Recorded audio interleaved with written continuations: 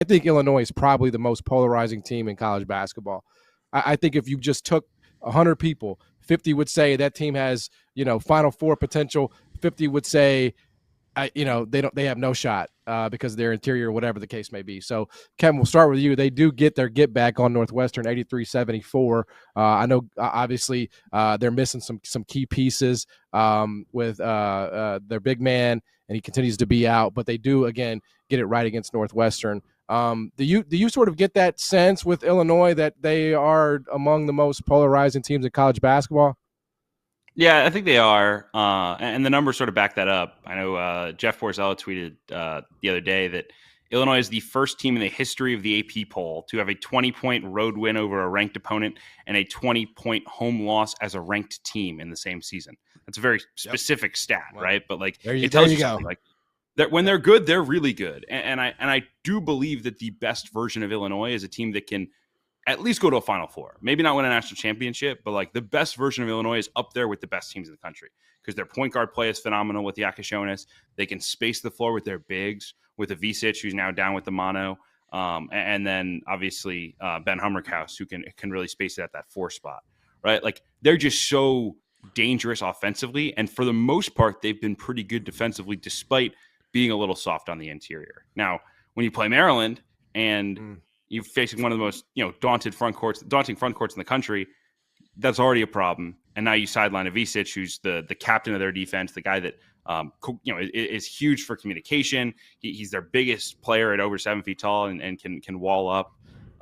That was too much to overcome, and they just got destroyed in the paint. I mean, I have not witnessed a game like that for a team that you would consider elite, right? If you believe Illinois is in the elite tier of college basketball teams this year, it's hard to square that with watching what they did Thursday night against Maryland. But again, when you turn them on against Oregon, you turn them on today, and their effort is so high, and their guards are making plays.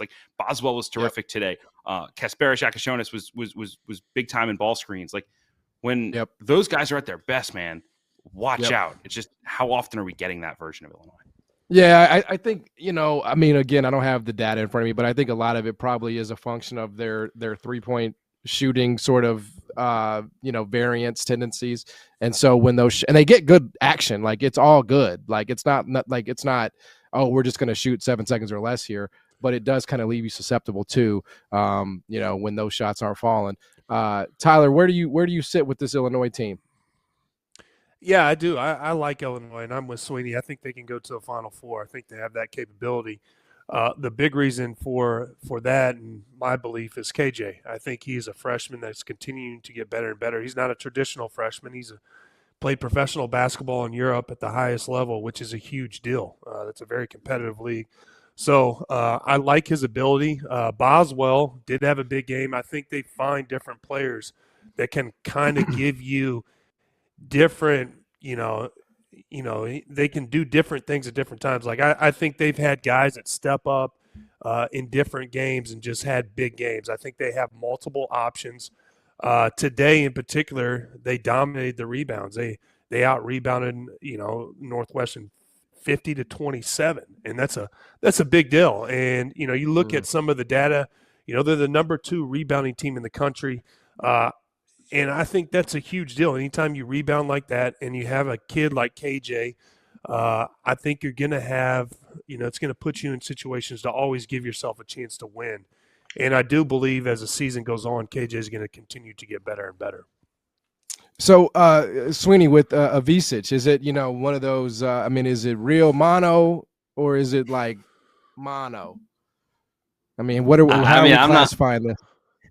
I'm not speculating beyond the fact that Brad Underwood said he was sick as a dog when he played on Sunday against Michigan State last week.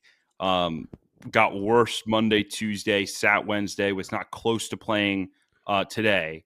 So it sounds like this is going to be a longer term thing that they have to work through. Obviously, mono can really linger, and that would be the primary concern is even when he does come back, where's his conditioning at? Is he able to play 28, 30 minutes a game? Because that's what they want to do with him. Their offense is so different when he's out there spacing the floor. So, again, we'll see. They need him back. The best version of Illinois certainly involves Tomislav Avicic because of his ability on both ends of the floor. But if nothing else, they need Marez Johnson, who's their backup center, to step up in the meantime. And they got to hope that some of their matchups are good, right? Maryland was the worst possible team to play. Northwestern, a team that really doesn't have a post presence. That was a much more manageable matchup to be without Thomas Lafleur. Yeah, I don't think like a coaching staff would tell a fib about an infectious disease, right? I don't believe that, but I do recall a story, it was a decade ago where Memphis was at the Conference USA tournament, and their starting big man showed up with a black eye, and the story from the staff was that he ran into a door walking into film. But what actually ended up happening was his teammate hit him in the face in the hotel because they were playing with water guns, and he told him to stop doing it, and he didn't stop doing it. So he hit him in the face. So that's just why I'm always like, and you hear, around the country, like all these NIL injuries pop up. I'm not saying that's going on there. I obviously have no clue, but I didn't want to follow up and see if you had anything additional there. But yes, I do appreciate also your breakdown of mono. I've never had it, so I don't know. It sounds like I haven't either, but I've done some research and done some reading. It's big college basketball news. You got to be locked in. WebMD. I was fired up.